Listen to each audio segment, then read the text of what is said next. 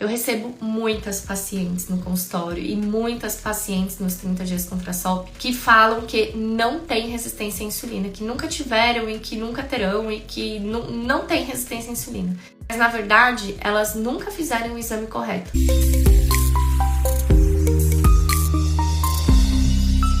Que é a curva de glicose e a curva de insulina. São dois exames diferentes, tá bom? Curva insulinêmica e curva glicêmica. E por que a gente precisa fazer a curva para ter o diagnóstico da resistência à insulina? A resistência à insulina é uma condição que aparece na digestão do carboidrato. A resistência à insulina só acontece quando a gente consome um alimento que tem carboidrato. Se você está em jejum, que é a condição para se fazer a maior parte dos exames, você não tem resistência à insulina, porque a sua insulina sequer está sendo estimulada a ser produzida.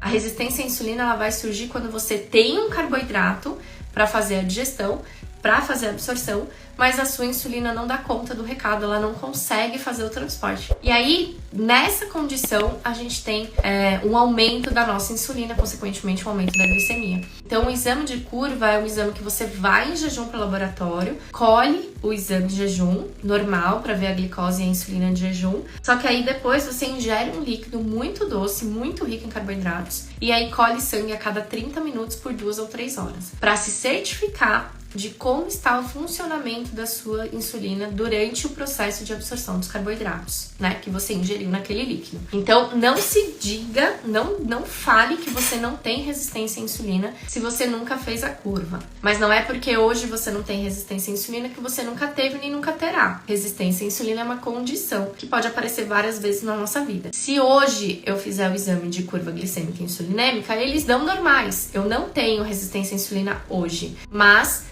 quando eu descuido da SOP, quando eu erro nos pilares, quando eu deixo de fazer o meu tratamento correto, a minha resistência à insulina volta e com ela voltam todos os sintomas da síndrome. Quem prescreve esse exame somos nós, nutricionistas e endocrinologistas. Porém, gente, toma cuidado porque tem muito médico que você vai e aí você fala, doutor, eu quero fazer curva de glicose e curva de insulina. Ele vai virar pra você e falar assim, cara, é um exame antigo quadro, não se usa mais, pra que isso? Você não precisa disso. Vamos fazer só o HOMA-IR, o HOMA-beta, insulina de jejum, glicose de jejum, e a gente sabe se você tem resistência à insulina ou não. Não sabe, tá bom? E por que os médicos falam isso? Principalmente, quem vai falar isso? Médico de convênio. Porque a curva de glicose de insulina é um exame caro, custa dinheiro. E aí, quando você vai no médico, o médico precisa fazer a solicitação desse exame, né? O que ele faz? Ele carimba nome e CRM dele. Quando você vai pro laboratório do seu convênio para fazer o exame, o que o convênio faz? Ele fala todos os exames que você fez, qual foi o médico que prescreveu esses exames e encaminha para o convênio, porque o convênio vai pagar o laboratório. Só que aí lá no convênio, que informação fica?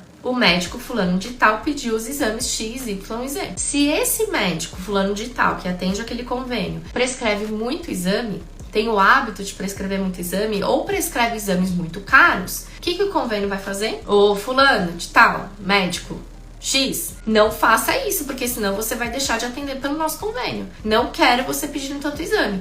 Você no ranking dos médicos aqui tá em 5º médico dos que mais pediram exames pra gente esse mês. Dá uma maneirada aí. Se esse médico continua pedindo muito exame, ou se ele aparece lá no ranking dos que mais dá custo pro convênio, o convênio não vai pensar em 2 vezes em cortar o atendimento desse médico, porque o convênio não quer ter custos. Gente, é óbvio, né? Como é que funciona convênio de saúde? Você paga um valor que teoricamente é barato, entre aspas, o convênio tá muito caro hoje em dia, mas é barato perto do custo que você dá pro convênio se você faz muito exame, se você vai em muita consulta, se você passa por uma internação. Gente, se você fica internada na UTI, em 1 mês, talvez dê o valor que daria a tua vida inteira pagando convênio. E por que o convênio ganha tanto dinheiro? Por que os convênios estão tão ricos? Primeiro, porque as pessoas não usam o tanto que deveriam usar. E segundo, que os médicos que atendem por esses convênios, eles são limitados, eles não pedem todos os exames que eles poderiam ou deveriam pedir, tá?